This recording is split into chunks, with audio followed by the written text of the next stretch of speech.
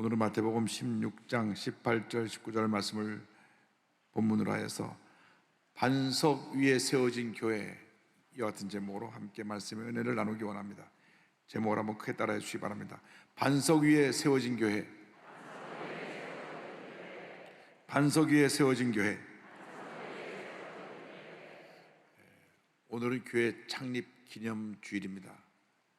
지금부터 64년 전 1958년 5월 18일 대저동 깨밭에서 우리 조영기 목사님이 최재 목사님과 함께 천막교회에서 5명의 교인으로 교회가 시작되어서 우리 목사님 은퇴하시는 50주년 될 때에 78만 성도가 됐고, 그리고 지금 우리가 20개 성전을 통일시켜 독립한 교회까지 다 포함하여 약 88만 성도가 됐습니다. 하나님께 모든 영광을 올려드립니다.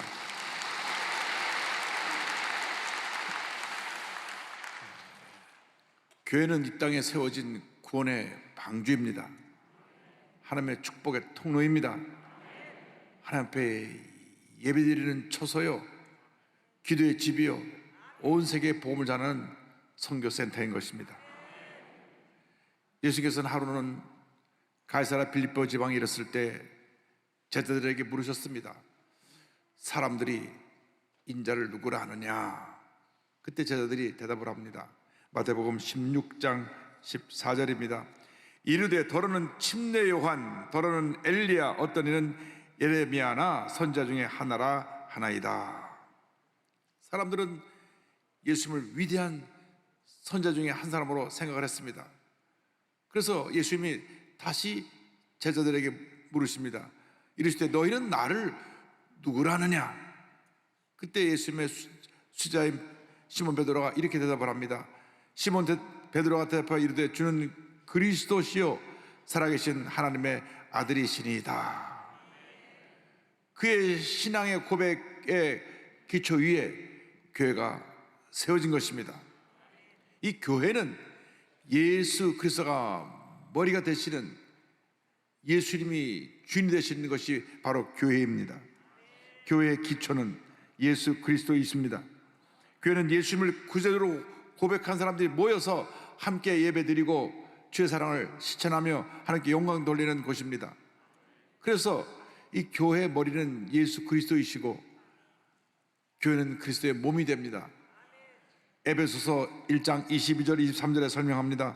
또 만물을 그의 발 아래에 복종하게 하시고 그를 만물 위에 그의 머리로 삼으셨느니라. 교회는 그의 몸이니 만물 안에서 만물을 충만하게 하시는 이의 충만함이니라.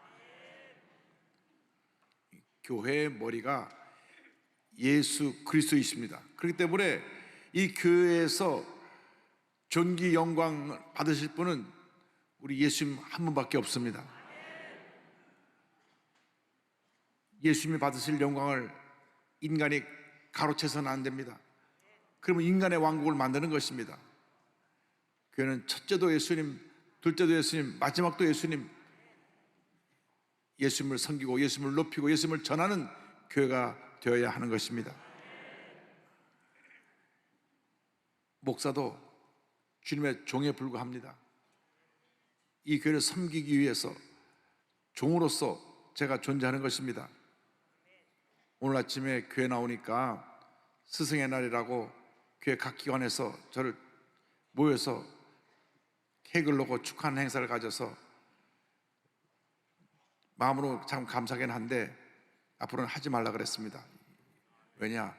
주님이 받으실 영광을 내가 혹시 대신 받으면서 당연한 것으로 여길까 봐.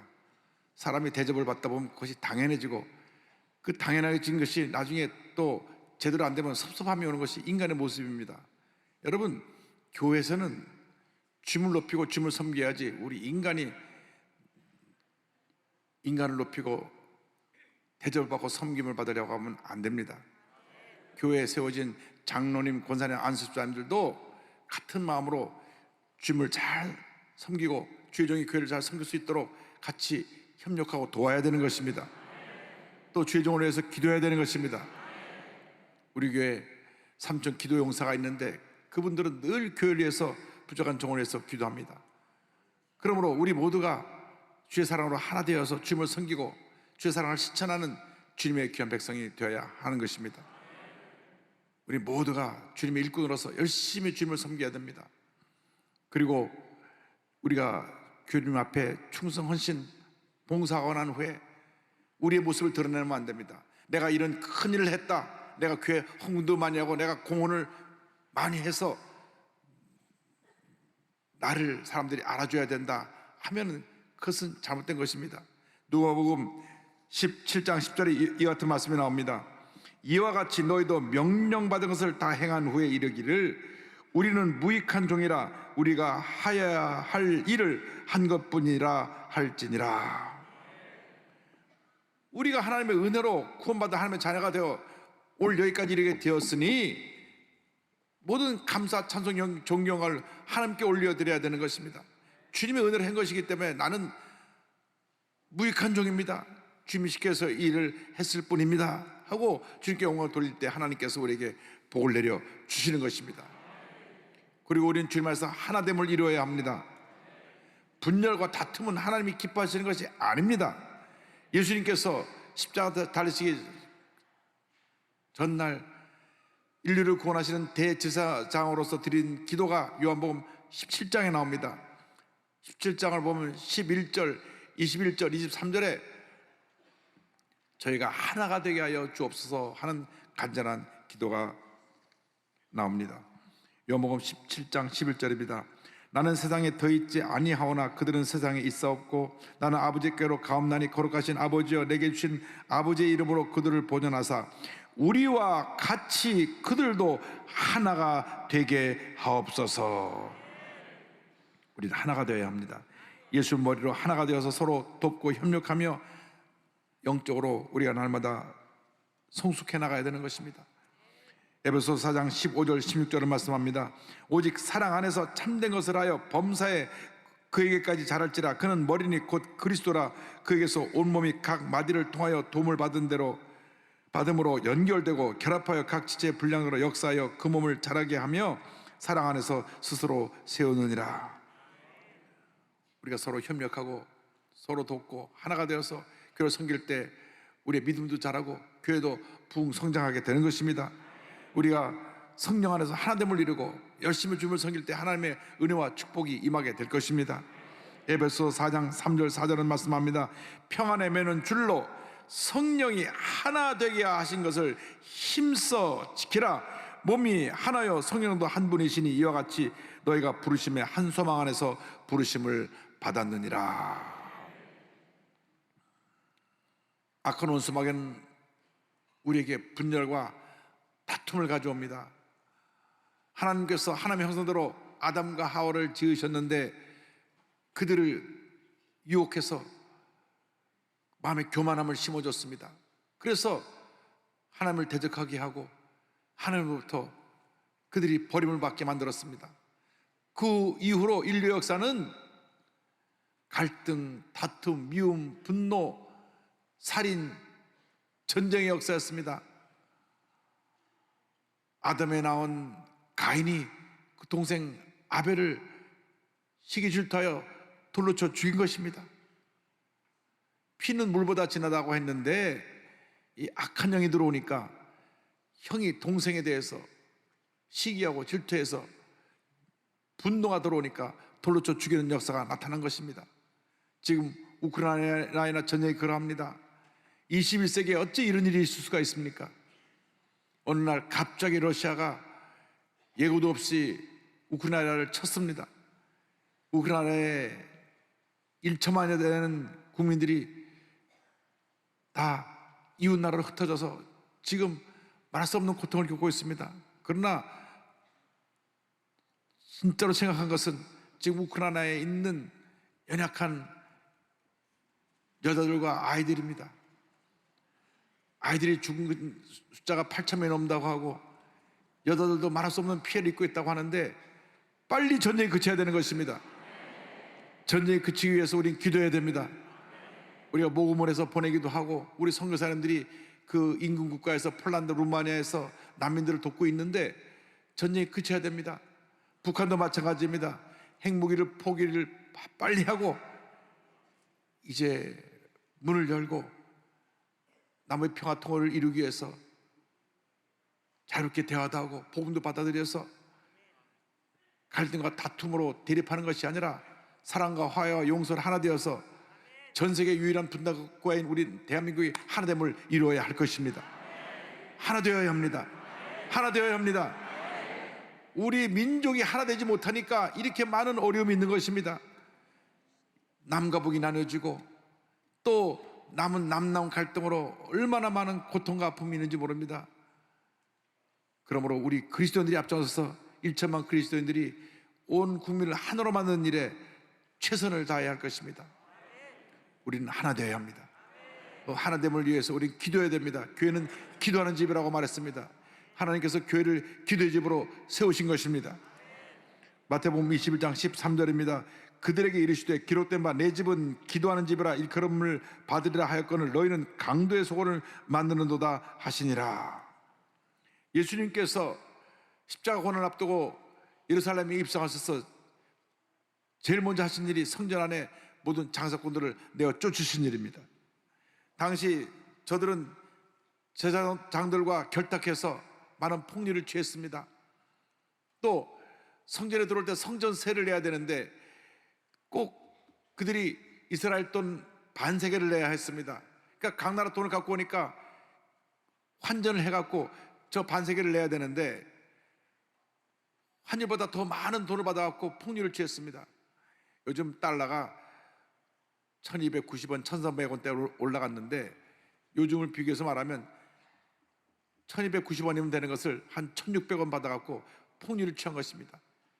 근데 저 성전세를 내야만 예루살렘 성전에 들어가니까 울며겨져 맞기로 비싼 환율에 돈을 내고 돈을 바꿨습니다. 그래서 돈을 환전하면서 챙겨서 폭리를 취하고 또 성전에 바치는 제물도 시중보다 더 비싸게 팔아서 폭리를 취했습니다. 그리고 재산과 그 돈을 나누어 가졌습니다. 그래서 내 집은 기도하는 집인데 너희가 강도의 소굴을 만들었다고 말한 것입니다. 교회는 교회를 빙자해서 장사하고 폭리를 취하는 것이 아닙니다. 교회는 만민이 기도하는 집인 것입니다. 기도하는 집인 것입니다. 이사야 56장 7절을 말씀합니다. 내가 곧 그들을 나의 성산으로 인도하여 기도하는 내 집에서 그들을 기쁘게 할 것이며 그들의 번제와 희생을 나의 제단에서 기꺼이 받게 되리니 이는 내 집은 만민이 기도하는 집이라 일컬음이 될 것임이라. 우리가 영적인 부흥을 위해서 승리하는 신앙생활을 하기 위해서 복음을 전하기 위해서 하나 되기 위해서 사랑을 실천하기 위해서 기도해야 됩니다. 기도할 때 하나님께서 그러한 일을 감당할 수 있는 능력을 주시는 것입니다. 데살로니가전서 5장 17절에 쉬지 말고 기도하라고 사도 바울이 권면했습니다. 기도가 우리의 영적인 호흡입니다. 신앙생활에 문제가 많고 늘 어려움이 끊임없이 다가오는 이유 중에 하나가 우리의 기도 부재 때문에 그렇습니다. 기도를 소홀히 하기 때문에 영적인 능력을 상실해지니까 자꾸 이런 공격이 다가오는 것입니다. 우리 기도를 회복해야 되는 것입니다. 모든 문제가 기도하지 않는 사람들에게 집중된다는 것을 잊지 않게 되기를 바랍니다. 기도해야 됩니다. 기도할 때 하나님의 능력을 주셔서 모든 어려움을 이길 수 있게 만들어 주시는 것입니다. 빌보서 4장 6절 7절은 말씀합니다. 아무것도 염려하지 말고 오직 모든 일에 기도와 간구로 너희 구할 것을 감사함으로 하나님께 아뢰라. 그리하면 모두 지각에 뛰어난 하나님의 평강이 그리스도 예수 안에서 너희 마음과 생각을 지키시리라. 기도의 용사들이 되시기를 바랍니다. 예수님이 이 땅에 오셔서 33년을 계셨는데 3년 반 공생의 그 사역을 하신 동안에 기도의 삶을 사셨습니다. 공생회를 시작할 때 40일 금식 기도하셨습니다. 이른 새벽에 무릎을 꿇고 기도하셨습니다. 새벽 기도도 예수님이 시작하신 것이고 제자를 뽑을 때 밤을 새며 기도했으니까 철학 기도도 예수님이 시작하신 것이고 일생이 기도의 일생이었습니다. 십자가에 달리시기 전날 밤에도 겟세마네 동산 올라가셔서 밤새 부르짖어 기도하시다가 붙잡혀서 끌려가서 십자가에 달리신 것입니다. 다니엘이 포로로 끌려갔을 때도 하루 3차례 예루살렘 성전하여 무릎을 꿇고 기도했습니다. 여러분 삶 가운데 기도 회복되기를 바랍니다. 베드로전서 4장 7절 8절은 말씀합니다. 만물의 마지막이 가까이 왔으니 그러므로 너희는 정신을 차리고 근신하여 기도하라. 무엇보다도 뜨겁게 서로 사랑할지니 사랑은 허다한 죄를 덮느니라. 아침에 일어나서 먼저 기도하고 하루를 시작하시기 바랍니다. 직장에 나가서 사업장에 가서 먼저 기도로 그 하루의 일과를 시작하시길 바랍니다. 낮에 잠깐 시간 내서 기도하시기 바랍니다. 밤에 잠자리 들기 전에 기도하시기 바랍니다. 기도를 생활하시길 바랍니다. 또 시간 내서 기도는 올라가서 기도하고 또 금식하며 기도하고 기도하고 또 기도하면 반드시 우리에게 좋은 일이 일어나게 되는 것입니다. 제가 미국에 유학 가서 공부할 때 오인전 순복음제일교회를 갑자기 담임하게 되어서 가보니 교회가 어려움이 많았습니다. 계시던 목사님이 교회를 떠나시고 성도들은 뿔뿔이 흩어지고 그들의 마음에는 절망이 깊었습니다. 그런데 주님께서 가서 교회를 지으라고 말씀하셔서 그때부터 기도하기 시작했습니다. 당시 교회 은행 통장에 있던 돈은 14,000불입니다. 그러니까 그 당시 환율이 800대니까 1,200만 원밖에 돈이 없었는데 그 1,200만 원을 가지고 교회 건축을 시작을 했습니다. 하나님의 은혜 가운데 교회 건축을 꿈꾸고 선포한 날부터 시작해서 만 6년이 됐을 때 땅 3,000평을 사고 약 1,000명이 들어가는 교회를 짓고 그리고 조영기 목사를 모시고 헌당 예배를 하게 되었습니다. 할렐루야.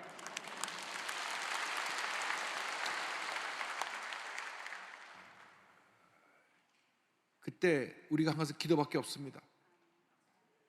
하루에 두 번 다 같이 모여서 기도했습니다. 새벽 5시에 새벽 기도를 하고 저녁 9시에 겟세마네 기도를 하고 하루에 3명 4명씩 리레이 금식 기도를 했습니다. 주보에 늘 이번 주 금식 기도 당번해서 월, 화, 수, 목, 금, 토 그래서 기도 당번이 나왔고 빈 날은 교역자들이 들어가서 금식하며 기도했고 한 달에 한 번은 전 성도가 기도원에 올라가서 새벽 4시까지 밤새워 기도하고 그리고 흩어져서 집에 가서 세점 안 하고 직장에 가고 학교에 가고 했습니다. 기도하고 또 기도하고 기도하고 또 기도하고 기도하고 또 기도했더니 마침내 하나님의 은혜 가운데 1991년 9월 달에 조영기 목사를 모시고